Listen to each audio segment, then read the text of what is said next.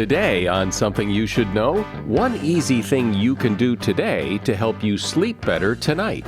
Then, swearing. We're taught and told not to swear, but it does serve a purpose, or two. Swearing is a way for guys and gals to bond with each other. It's an integral part of telling stories and jokes. It's a coping strategy. I would rather somebody get mad and swear at a coworker than take a gun back and shoot them. Also, why you might want to rub your face right now, and how to boost your confidence, from how to carry yourself to how you think.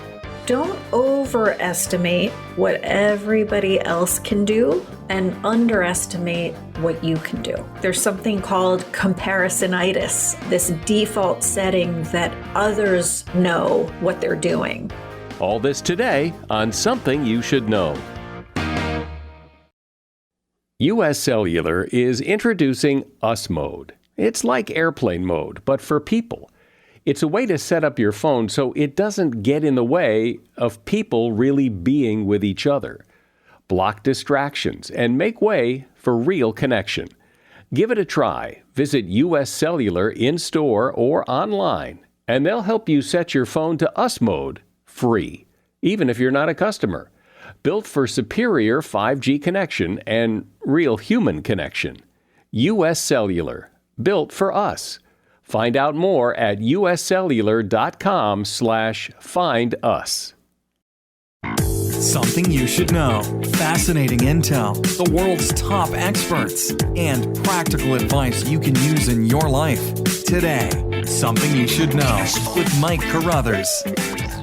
Hello. Welcome to Something You Should Know. I'm about to give you a piece of advice that when you hear it, I think you're going to think to yourself, yeah, that sounds right. That sounds right. And it's advice for when you have trouble sleeping. And if you would like to get a better night's sleep, make your bed in the morning. A survey by the National Sleep Foundation says it really does make a difference. People who regularly make their bed each morning were 19% more likely to fall asleep faster at night. Researchers chalk it up to that feel-good, relaxing sensation when you go through the motions of turning down the sheets and climbing into a tidy bed. If you'd like to add maybe a little more oomph to your sleep, try spritzing your sheets with lavender-scented linen spray before you climb in. That scent of lavender can act as a natural tranquilizer. And that is something you should know. Why do people swear? Swearing is something that happens in pretty much every language. Swearing is often looked at as crude, vulgar, and unnecessary. Yet it happens in every language, so maybe it is necessary, at least for some people. Swear words have shock value. They're often emotionally charged and used to express an extreme emotion that regular words just can't convey. And I'm sure you've noticed that over the past several years, swearing has become less taboo. I hear kids swear a lot. You hear swear words more in song lyrics and on TV and in the movies. It's also interesting to me that you don't often hear new swear words. The old ones stick around for a long time. Timothy J. has been studying the science of swearing for a long time and is considered a leading expert on the topic. He is a psychology professor emeritus at Massachusetts College of Liberal Arts and author of a couple of books on the subject, one called Cursing in America and another called Why We Curse. Hi, Timothy. Welcome to Something You Should Know. Glad to be here. So why do you study swearing? Why do you find it so fascinating? The more I studied swearing, the more questions I had about it. So it's immensely interesting from a scientific point of view and just from an intellectual point of view. I would instruct your listeners that whatever you think you know about swearing, forget about it and listen to the science that has evolved about swearing. So let's lay down some foundation here. How long have people been swearing? Do they swear? People swear in every language. Are the swear words that pretty much they do stay the same? Give me a little history here. Humans have been speaking for about 100,000 years. we've been reading for only 10,000 years. So as far as we know, of course, there's no scientific evidence of what we did 100,000 years ago. But as long as we've been speaking, I think we've used guttural expressions to express our emotions. Yeah, so it's always been here. It's in every language. There are taboos in every language, which are ancient, and we have some sense of them by looking at the Bible or the Quran about what could be said and by whom. So some of what we live with today, in terms of those taboos, are thousands of years old. So if you erase the taboo label on a swear word, does it then become not a swear word? In other words, swear words are taboo by definition. Yeah, I think so, yes. And I think your supposition is impossible. I don't think you can erase taboo, because the taboos are constructed socially by our institutions of power. And 2,000 years ago, that was religion and the elders. So they exert their power by creating these taboos, and then they demonstrate their authority by punishing people who break these taboos. So there's not a culture on the globe that doesn't have taboos against certain behaviors. So we can't erase them. Well, I disagree with that, and here's my example. Hell and damn used to be very serious swear words. You couldn't say them. The taboo has faded away somewhat significantly for those two words. So there isn't much of a taboo, and consequently, they're not used as much as swear words. They're just words. And that's because of the decline of the power of organized religion in some countries. At the turn of the century, those words, hell and damn, you could not say on the radio. You could not write them. You could not, when we started making film, you could not say those on film. But with the decline of the power of the church, those religious taboos have gone away.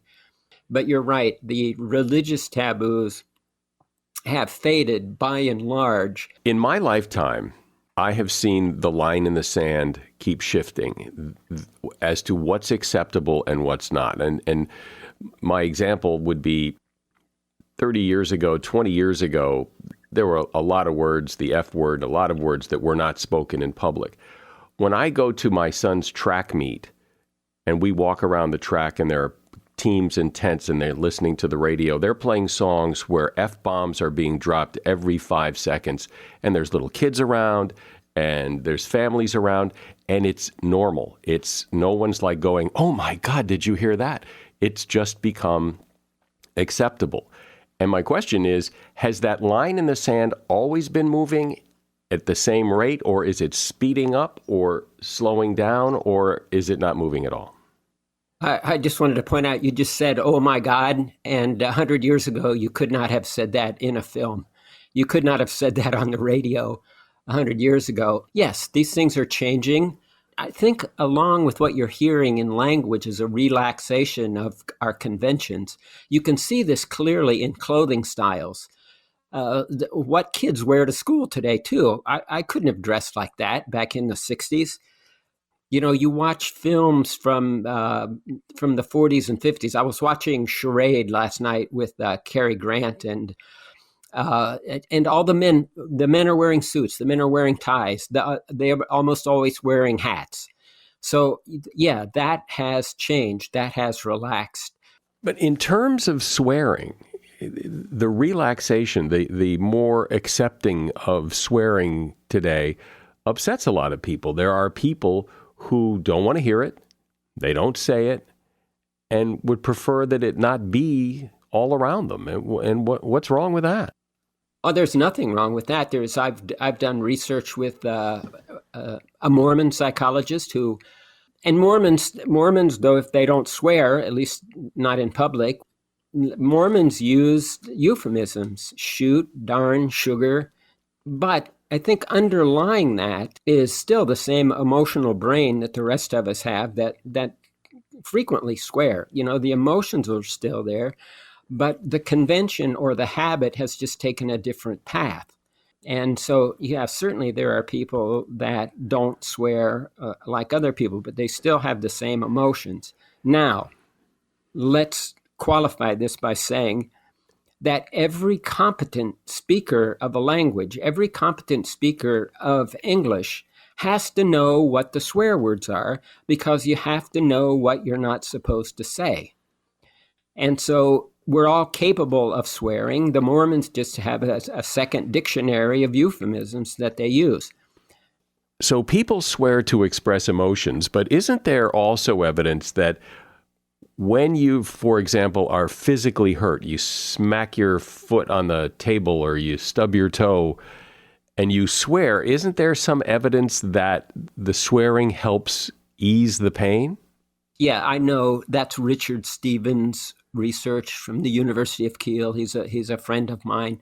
And that, if you want to get to the nuts and bolts of that, that's where they put your arm in a bucket of ice water. And I don't know if you've ever done that. It becomes very painful quickly, but half of the subjects are allowed to say swear words during this, and the other half don't say anything. And the people who could say the swear words, I would say out of frustration and pain, they're saying that they can tolerate the ice water longer than the people who don't. So yeah, there's some pain relief. It's also in the back of my mind, I think doing another task like generating words to say also takes your mind off of the pain. So I think the swearing has two mechanisms. One is the physiological venting part, and the other is cognitive, where it diverts a little bit of your attention away from the pain mechanism. When you look at the common swear words that we have in the English language, is there any idea where they came from, or did they just, is it so old and it's all muddled and there's no way to find the origin? No, we know where they came from. They're Anglo-Saxon words. The F word goes back to 1100. And that's a good question you ask, Mike, because your audience who has any question about these, get the Oxford dictionary out, and you can find those words are in the dictionary, and the old forms of them, and the things that are in Chaucer's writings from the 1500s. We can trace those words back to then. They're not of recent origin, they're ancient. Well, I find that so interesting that there aren't really a lot of new ones. They don't come and go like other words in the language. They're very evergreen. I'm glad you said evergreen, because that's my metaphor, is that we have a garden of curses. And so these old reliable plants that have served us well for centuries, they're resistant to any exotic intruders. I'm confident that a lot of slang words go out of style, but the good old-fashioned Anglo-Saxon four-letter words, the George Carlin 7 words you can't say on TV, those have been around for a long time, and there's no evidence that they're being displaced. Although, let me comment again on "oh my God," which we didn't hear very much, but now that phrase is very common. Children say that a lot. Women say "oh my God" about 5 times more frequently than men do. So it's a mild way of expressing emotions. Our topic is swearing, cursing, and my guest is one of the leading experts on the subject, Timothy J., who is author of the book Cursing in America and Why We Curse. So, Timothy, is there a sense that those 7 words that you can't say, or more, were they always swear words, or were they words that became swear words, or are they parts of words and the part became a swear word, or we don't know? They were common words. The F word, the S word, that's how people talked. And it wasn't really until the church started to, and this was centuries ago, started to ban and censor the way we talk, but really the way we think. that they became more taboo than they were.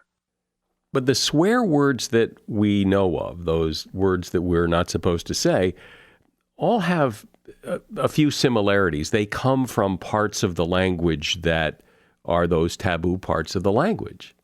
What the vocabulary that we have of the taboo is limited to, like I said before, sexuality, religion, things that are disgusting that come out of your body, ethnic, psychological, social differences between people. Animals, every culture has animals that are taboo, what you can eat and what you can't eat, and what animal names are offensive. That differs from culture to culture. But when you look at swear words globally, they're limited to that handful of categories. Animal name? What's an animal name that's a swear word? Pig. Pig is a good swear word.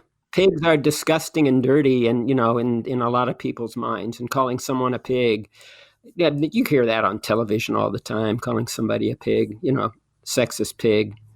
Well, and not all swear words are created equal. I mean, some are, there's a scale, right? I mean, some are really, really offensive, and some have kind of fallen off the scale. I can think of a good word that became much less taboo than when I was a kid, and that's the word sucks. Because when I was in high school, the word sucks meant a sexual act. And now it doesn't mean that. And I remember I think it was 86, when the TV show Uncle Buck was to start. And the hubbub about that was that they were going to use the word sucks in the first season, and now that word has lost all its cachet.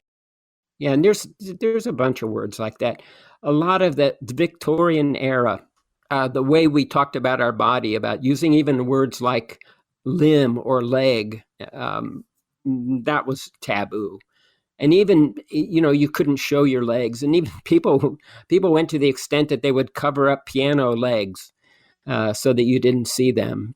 That I think we've evolved from that Victorian sensibility. Well, that brings up a couple of questions. The first I want to go back to sucks. My sense is that sucks became much more acceptable just because it's such a great word to use in so many cases, and just by overusing it or using it a lot, it kind of got forced into the language, but the F word never does. No, there always has to be the worst things to say. Yeah. But everybody uses sucks because it's so perfect for so many situations, and if enough people use it enough times, it becomes less offensive. By convention, yes. Right. Like wearing shorts to high school. You couldn't do that when I was a kid. Again, like we've said before, where are you going to draw the line? And then if you make up a bunch of rules about what can and cannot be done, who's going to police all this stuff? Well, there's also something about who gets to swear. Your parents might swear, but you can't swear, especially to your parents or to the teacher. Yeah, so let's flesh out something that's just been implicit here, and that's about power and the hierarchy of power. So when you go into a hospital, and we've studied swearing in medical settings, swearing goes down the hierarchy. So the doctors swear at the nurses. It doesn't go up. And the people with the power, they can invade your personal space. They can come in to your office. They can touch you. They can tell you dirty jokes. They can make offhand comments. But that goes down the hierarchy. That another good example is in a fine restaurant. The cooks all yell at the staff. The cooks swear at, watch Gordon Ramsay. And so in a hierarchy, the power to swear and control other people's behavior goes down the hierarchy, not up the hierarchy. So in corporation is a good example of that. A school is a good example. Swearing has this morality attached to it that, you're virtuous if you don't swear. So if you swear, I guess you're not virtuous. But because swearing is so pervasive, there must be some value in it. Yes? It has a lot of advantages. Swearing, I've played ice hockey. My father was a masonry contractor. I've worked with laborers. I worked in a factory. Swearing is a way for guys and gals to bond with each other. It's an integral part of telling stories and jokes, so it has a great humor element to it. We have a multi-billion-dollar comedy industry in America. It's also a great supplement for physical violence, is to express your anger by giving someone the finger or saying F you. And even I can do that across the street. I don't have to put myself at jeopardy to walk up and punch somebody. So from an evolutionary viewpoint, it's a good thing that we have swearing. I would rather somebody get mad and swear at a co-worker at work or in the parking lot than take a gun back and shoot them. So putting the moral issue of swearing aside, but swearing serves a purpose. It's a coping strategy. It is a way of venting your toxic emotions and conveying how you feel to someone else who maybe insulted you or frustrated you or made you feel good or made you feel happy or made you laugh. And so it's a very powerful toolbox with its own psychological and cultural nuances. Well, there is probably nothing that's more context dependent than swearing, because how effective or offensive or whatever it is you're trying to do with it really depends on where you are, who you're talking to, what you're talking about. It really depends on a lot of things. Yes. Yeah. Context is all important. Yeah. And what these words mean really depend on context, what you can say on the street versus what you say with your partner in the bedroom, can be very different meanings. Well, it's interesting, for example, the S word is a synonym for excrement. The F word is a synonym for sex. When you say that, usually it has nothing to do with the meanings of those words. They're just noises you're making. They don't reference the meaning of the word. They reference that you're angry or upset or something. Wow. I had some of my research in front of the U.S. Supreme Court, which tried to make that case, where we had some judges and some lawyers wanted to say that the F word in all uses means sexuality. And I'm going, that guy has never been on the street and heard the hundreds of different ways to use the F word. Well, there really is a lot to this. And like you said, swearing isn't going anywhere for a good long time. And it's so interesting to understand how it works, why the words don't change much. I've been talking to Timothy J. He is a psychology professor emeritus at Massachusetts College of Liberal Arts. He's considered one of the leading experts on swearing, and he's authored a couple of books, Cursing in America and Why We Curse. And there's a link to those books in the show notes. Thank you, Timothy. Thanks for coming on, and thanks for not swearing. All right, Mike, you have a darn nice day. Self-confidence. Seems like you can never have too much of that. People like self-confidence in others. When you exude self-confidence, it's attractive. It can often result in better outcomes for you. It draws people to you, as you probably know, because you're probably drawn to people who have a lot of confidence. So how do you acquire more confidence? How do you get good at walking into a room full of strangers and feel, or at least appear to be, confident? Well, there are some strategies that will help you build your confidence quickly and even improve it in the moment. And here to share some of those strategies is Selena Rezvani. She is a speaker, journalist, TEDxer, and author. Her latest book is called Quick Confidence. Be authentic, create connections, and make bold bets on yourself. Hi, Selena. Welcome to Something You Should Know. Thank you so much for having me, Mike. So how do you define confidence? Is it a feeling? Is it a skill? Is it an emotion? What is it exactly? Yeah, so many of us, think about confidence as this elusive kind of quality, something you're kind of born with or you're not. But the way I teach confidence is that it's something learnable. It's something we can all learn, and it's actually something we can break down into three parts. It's our mindsets, right? The beliefs we're walking around with. It's our body language, and it's those interpersonal moments, our interactions with other people. So I think everybody's had that experience of walking into a room and feeling very not confident, very intimidated by this group of people who you probably don't know. You wonder what they think of you. What is it that's going on in my head or anyone's head when that starts to happen? What's happening in those moments is a little thing called overthinking.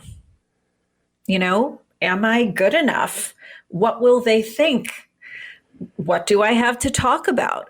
Right? We are overthinking, we are over anticipating the conversation and, reading their minds. Here's how I think they're going to react and how I won't quite measure up. And so one of the things I recommend, and I can't tell you, Mike, what a difference this has made in my own life to get more social confidence, is something I call dog code. If you think about it, when you go to somebody's house who has a dog, what does that dog do when you open up the door and come in? Like, they don't sit there in the corner and overthink it. They don't talk it over with a friend for 10 minutes first. They just come right up to you. They initiate that contact. And so I like to challenge people to get in the habit of being the first, to break that seal socially and to initiate. It's not like you have to have some smooth move or perfect dialogue script written. Not at all. It's enough to even go up to somebody and say genuinely, "Hi, I'm Selena," and introduce yourself and let it flow from there. But my sense is that confidence comes with experience. The more you do something, the better you get at it. The problem is that in the beginning, how do you be confident when you haven't done it? When you walking into those rooms is intimidating, and yeah, you can get better at it with practice, but until you have the practice, that's where people struggle. Yeah, and I think there's different things we can do there. I think we can shrink the size of the goal. So maybe we're not going to give ourselves the goal of pitching that new client on business and securing the business, right? Really charming them and having this home run of a conversation. We might simply make our goal, I am going to initiate conversation with that person over there, with John. I'm going to do that today. That's something we can achieve and feel good about and give ourselves a little credit for. So I think shrinking the size of your goals is really important so you can build some wins. We deny ourselves that when we make our goals too big, too lofty. So let's talk about those three elements, those three building blocks of confidence that you mentioned at the beginning. One of them, I guess, being mindset, right? I love doing this. Look, one of the things we really need to think about and challenge ourselves around is our mindsets, because, we can act confident in a moment, in a job interview, let's say, and maybe that's even going to help us, but I consider that kind of that fake it till you make it confidence pretty flimsy. That's not really what's going to power our breakthroughs or our best thinking, our best actions. So I think a lot of mindset comes down to telling yourself the right stories, not being a kind of heat-seeking missile, searching out your weaknesses all the time, but making a point to tell yourself kind of balanced stories. So if you mess up, let's say you quote the wrong statistic in a meeting and you're feeling bad about it, you just realized you've done this. You might be raking yourself over the coals. Oh my goodness, I might get fired tomorrow. I can't believe what an idiot I was to say, that percentage instead of the correct percentage. You want to take a moment and come up with a rational counter statement. Because often we're looking at things as only gloom and doom. And honestly, that's not usually the most accurate view. What is the rational counter statement to maybe making that screw up, that mess up? The rational counter statement might be, usually I do my work accurately. I'm going to make a point to own this error. I'm going to bring it up, right away. And I'll look out for it in the future. It's right sizing that negativity and putting it in its rightful place. And so I think it's so important we stop when we notice overly negative self-talk and beliefs and kind of give the more balanced, often more accurate account. Okay, so that's mindset. Got that. And now let's talk about body language, because that's another one of the three elements that you talk about. We talked earlier about how sometimes in a networking situation, we can feel, really uncertain, maybe rusty, maybe like uncomfortable and overwhelmed. In moments like that, I don't know about you, Mike, but I find it's very easy to shrink ourselves, to kind of shrink our body language, make ourselves smaller, maybe hover in the corner. And I want to encourage you and listeners to do the opposite, okay? Even if you're feeling a little uncertain, to be conspicuous. And so some of the ways you can do that are to expand your stance to what I call surfer stance. Okay, so you're going to go a little bit more in terms of planting your feet than shoulder width apart to really kind of claim your personal bubble of space. Okay, and as you kind of move up your body and picture doing this, you want to gesture freely. You don't want your arms, pasted to your rib cage where, you're kind of rigid or tight. Gesturing is shown to make people be perceived as warmer and more engaging. It's part of how us human beings comprehend, right? Not just words, but the movements and gestures people are making as well. And I think another thing that can help in moments like this is to kind of affirm yourself. I know I've been in that exact situation I described, a little uncertain in a networking moment.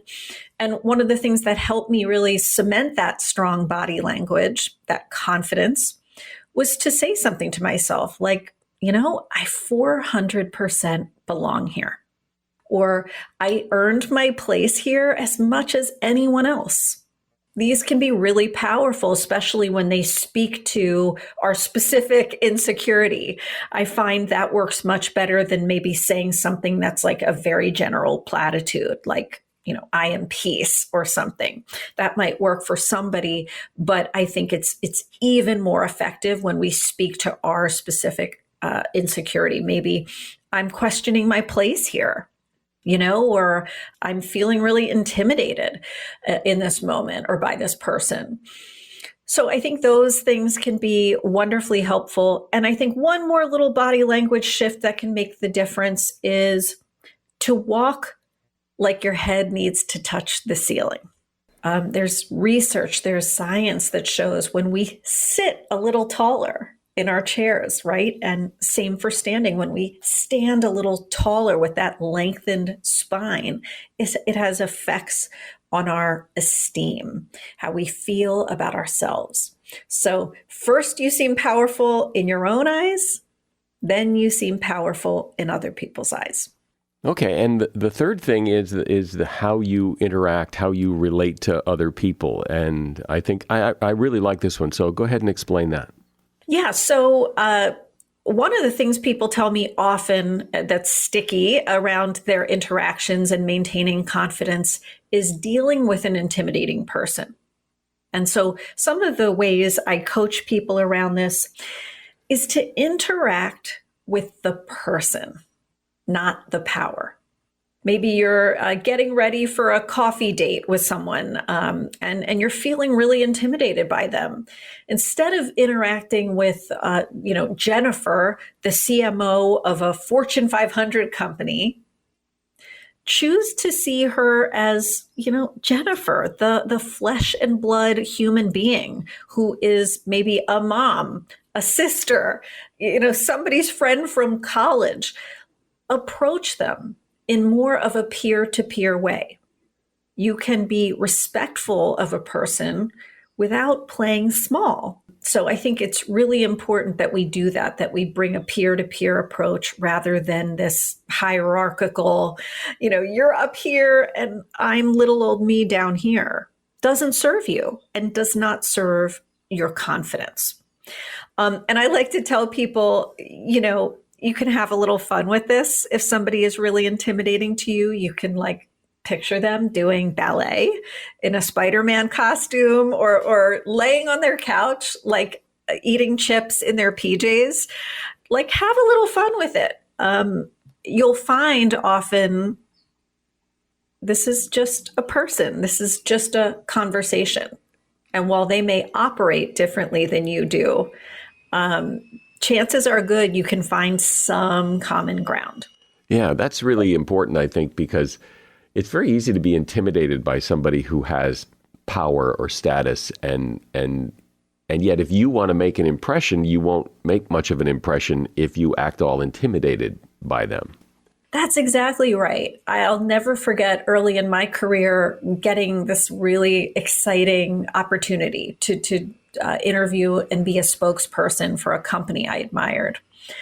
And it hurts to say, Mike, but I blew that interview.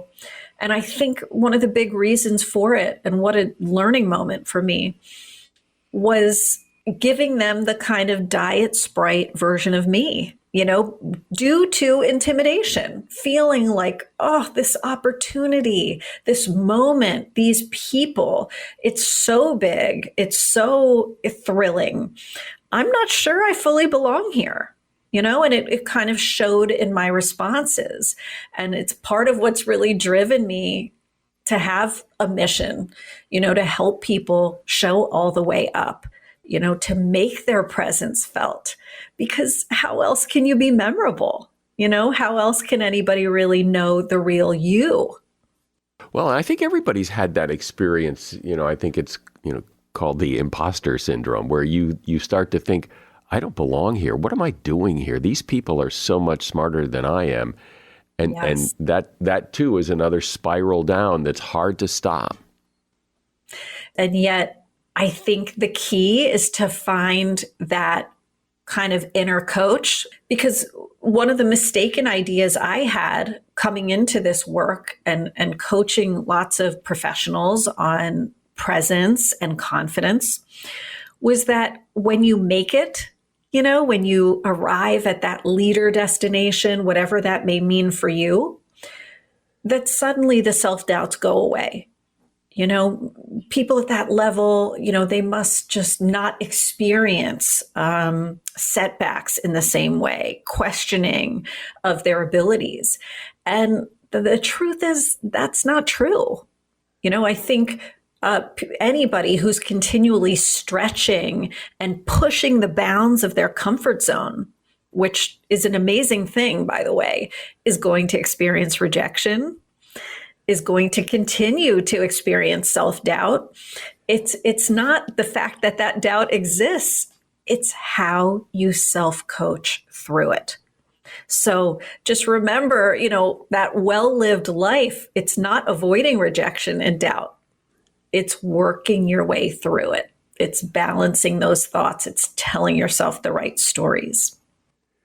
Yeah, it's always interested me how we so fear rejection, and yet we've all been rejected, and we didn't die. It wasn't the end of the world. It somehow we got past it and through it, and life went on. And then the next time we fear rejection, it didn't help that the last time we feared it, we made it through. It starts all over again. It's just as hard. Isn't that interesting? I love that you point that out. And it can feel so fresh and raw every time, particularly when we take it personally and it feels personal. With this book I wrote, Quick Confidence, I am pretty open with people. I experienced my own dozen rejections. And yet those rejections, as bad as they felt, as truly, like a gut punch that they felt at the time, all of those led to changing my idea, kind of altering my pitch somewhat and getting the yes answer that I needed to make this book real. So I think sometimes we need to remind ourselves that rejection, first of all, it's proof we're trying and taking action. There's something really respectable about being in the ring, trying, endeavoring. There's so much dignity in that, as far as I'm concerned. And I think we need to claim some credit, give ourselves credit for those actions we're taking. We don't have control over the outcomes often. But boy, is it better than kind of sitting on the sidelines, hoping, wishing on a star for a different outcome. Well, I know you said in the beginning that this is a skill and you can develop it and learn it and make it better. But there do seem to be those people who seem very effortless in their confidence, that they just breeze into a room and own the room. And maybe they went through all these steps, but it doesn't seem like it. It seems like they just have it. I mean, some people are more prone to being decisive, let's say, right? That's one of the ways we size up confidence in a person, is their ability to kind of be decisive in the moment. And I think what's interesting about people like this is they're usually working with the same information as us. It's not like they have the secret cookbook or manual to life, that we somehow didn't get a copy of. And so I think there's some self-trust there in these individuals, trusting their experience, that I will never have 100% perfect or complete information, most likely. So I have to trust the best that I can do with what I've got. And I think, those decisive individuals, for example, are good at that, saying, based on what I have, here's what I think we should do. I think some of the people we see as effortlessly confident, I think they have a lower bar. So explain what you mean by that. I mean, a lower bar for what? Well, let's say, for example, in a workplace setting, maybe we're the kind of person who's extremely quiet in a meeting, doubtful about giving our ideas, sharing our opinion on situations. But we have a peer sitting next to us who, wow, they just come out with their ideas. They say, how about? They don't seem to have that internal editor, that critic, censoring what they do and say. They do not expect themselves to say something brilliant. And so there's a lower barrier for entry. Any last piece of advice for people who want to really give it a shot and boost their confidence? Yeah, I think one of the big things we can remember is don't overestimate what everybody else can do and underestimate what you can do. There's something called comparisonitis, and it feels pretty lousy when we suffer from it and have this default setting that others know what they're doing. Others are ready. Others have the courage and the confidence, but somehow we need another year of experience. We need another credential before. Don't be so quick to write off what you bring. One of the best ways to cultivate your confidence is to really develop that healthy respect for your signature strengths. Well, I think that's some really great advice. I've been speaking with Selena Rezvani, and the name of her book is Quick Confidence. Be authentic, create connections, and make bold bets on yourself. And you can find that book at Amazon, and a link to it is in our show notes. Thanks, Selena. Thank you, Mike. You're so great at what you do, and I really appreciate you. If your mood could use a boost, you might want to try to rub your face. Facial massage can do wonders at reducing stress and transforming your mood, according to Dr. Stephanie McClellan, author of The Ultimate Stress Relief Plan for Women. She says your brain is built to read facial expressions, even your own. When our facial expressions are tense, our brains perceive that as a present threat. You may not be able to see your own expression, but you can feel it and even change it with your hands. Humans instinctively touch their head and their face in reaction to shock or grief or worry, and we can take that reflex up a notch. Take a few minutes and rub your face. Give it a little massage. Start at the temples and work your way around every facial feature to relieve muscle tension, manipulate your expression, and alter your mood. And that is something you should know. Hey, so why not put all those writing skills you have that you learned in school and write us a review on Apple Podcasts, wherever you listen. Leave us a rating and review, and we would greatly appreciate that. I'm Mike Carruthers. Thanks for listening today to Something You Should Know.